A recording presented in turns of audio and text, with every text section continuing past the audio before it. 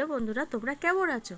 আমি ভালো আছি। সেই জন্য তো তোমাদের সামনে আজকে লটিয়া মাছের ঝোড়ো করব।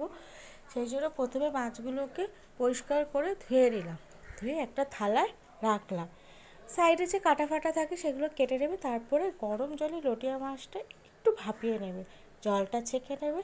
ছেঁকে নিয়ে কাঁটাগুলো মাছের থেকে আলাদা করে নেবে, যাতে মাছে একটু কাঁটা না থাকে। ঠিক আছে, কাঁটা থাকলে খেতে ভালো লাগে না। তারপরে কড়াইতে তেল গরম করবে, গরম করে গোটা জিরে অল্প ফোড়ন দেবে।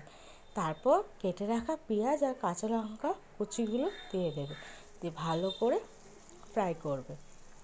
তার সাথে আর কি দেবে বলো তো? টমেটো কুচি। টমেটো কুচি দিয়ে ভালো করে ফ্রাই করলে দেখবে লঙ্কাটা আবার তেলে ফাটে, কিন্তু ওই জন্য গ্যাসটা কমিয়ে করবে। তারপর তাতে নুন দেবে, আর কি দেবে, অল্প পরিমাণ চিনি দিয়ে ভালো করে পেঁয়াজটা ভাজবে। কতক্ষণ ভাজবে?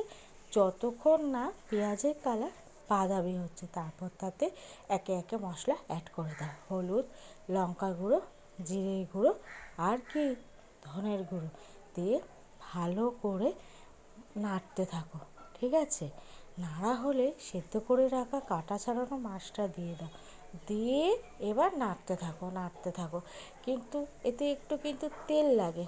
কেন বলো তো? তেল না দিলে না কড়াইতে দেখো একটু একটু ধরে যায়। আমি তেল কম দিয়েছি বলে দেখো কড়াইটা একটু ধরে গেছে। ওই জন্য আবার তেল দিলাম, দিয়ে ভালো করে নাড়তাম। একটু সময় লাগে। ঠিক আছে, যতক্ষণ না ঝুড়ো হবে মাছটা ততক্ষণ কিন্তু তোমাকে নাড়তে হবে, না হলে কিন্তু এটা খেতে ভালো লাগবে না। ব্যাস, তৈরি হয়ে গেল লটিয়া ঝুড়ো।